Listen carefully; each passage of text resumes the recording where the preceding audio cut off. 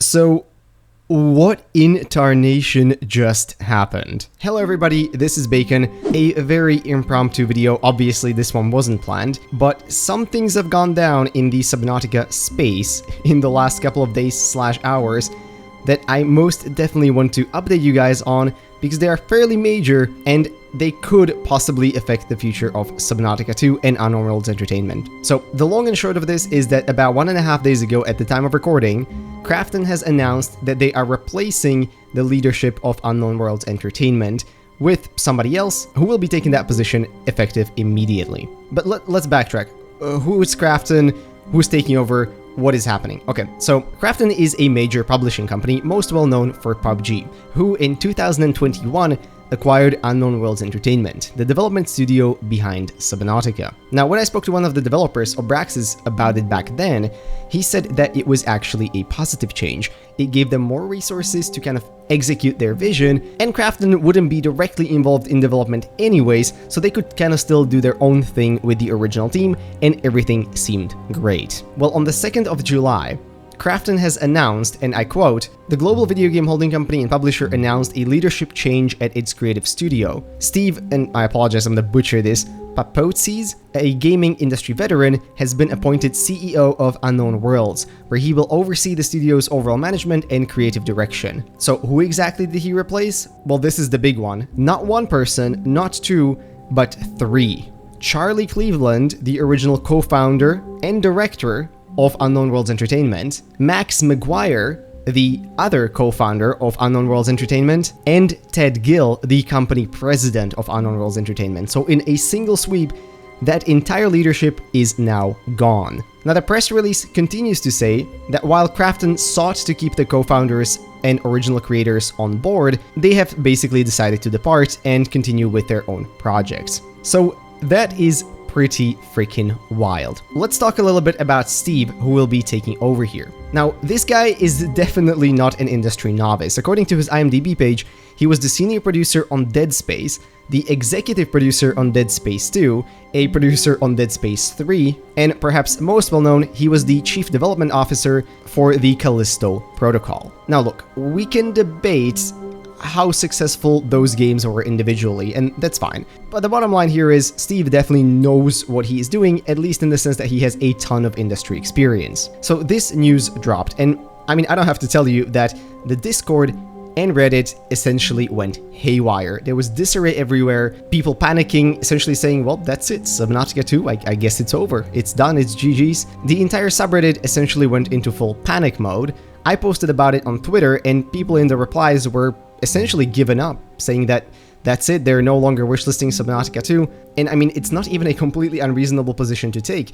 Imagine that they are removing a big part of that, original vision that created that game that we all loved all those years ago. Obviously, many major gaming news platforms immediately took this story and ran with it, crafting all kinds of theories as to what exactly happened. Some people in the subreddit were saying that perhaps it was some disagreements over the direction of the game and that maybe the entire trio left out of basically solidarity. Some others were looking at one particular line from the press release which says, quote, "We owe our players nothing less than the best possible game as soon as possible," and were essentially theorizing that maybe Subnautica 2 was not being developed as soon or as quickly as Krafton would have wanted.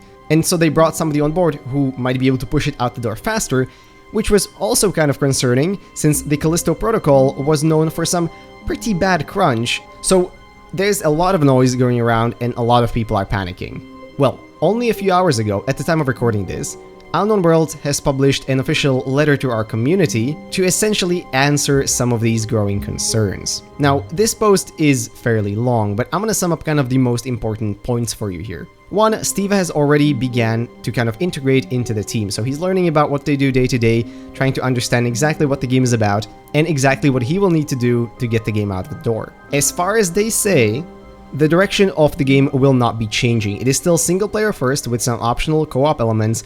It will still be crafted with a high level of detail, and, quote, "No subscriptions, no loot boxes, no battle pass, and no microtransactions." They are still wanting to listen to the community and get a lot of feedback from the players. However, I will also point that they say, quote, "An update to our schedule and more information including the early access timeline will be coming soon." So where exactly does this leave us? Well, I think it is a very valid concern for anybody thinking that a leadership change this close to release, even into early access, is definitely concerning and could spell some problems for the game. I don't blame you. Let's be honest, the gaming industry lately has not been the most stable nor the most reliable of industries to look at. So seeing a change like this, especially with the massive layoffs which are happening as we speak, with Microsoft letting thousands of developers go, you know, it is perfectly reasonable to be concerned about the future. That said, I might have some things that might make you feel at least a little bit calmer. First, and I want to shout out Pebble203, one of the mods from the Subnautica Discord, who essentially posted a lot of stuff kind of explaining the situation. And to sum it up, basically the trio that we're talking about, the leadership, wasn't really that involved with Subnautica 2 anyways. They were mostly doing, you know, business studio stuff, but were not, let's say, directly developing the game. Unknown Worlds even elaborated on this in their letter, where they're clearly clarifying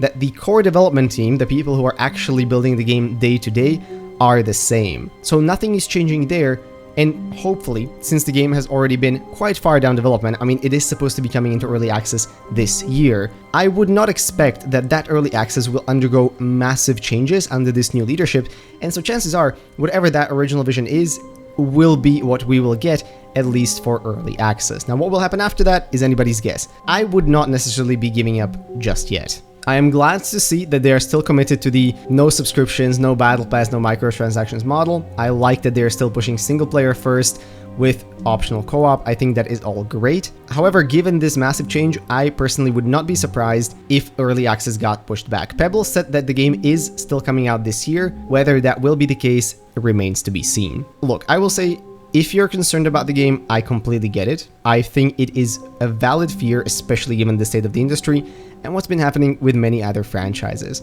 On that same note, however, I remain cautiously optimistic. I love the Subnautica franchise, and I love the team that built it. I believe that they will continue to deliver incredible work day to day, and they will still try to give us the best game they possibly can, for early access, and through early access into full release. So to wrap up, for Ted, Charlie, and Max, a heartfelt thank you for everything you've done for the gaming community as a whole, for creating one of the most beloved games out there, and for helping build this incredible community around it. We will forever be grateful, and we wish you the best of luck on behalf of the entire Subnautica community on whatever else you guys decide to pursue.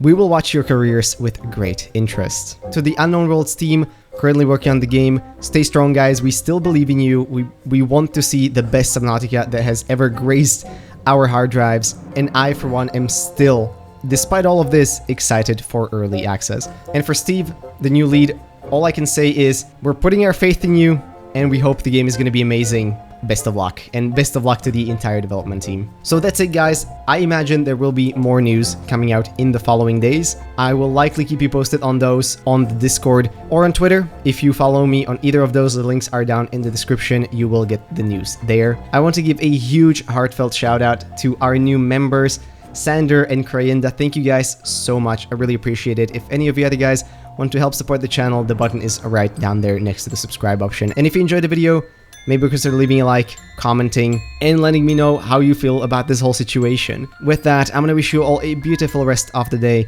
and I'll see you in whatever next video I make. Bye bye.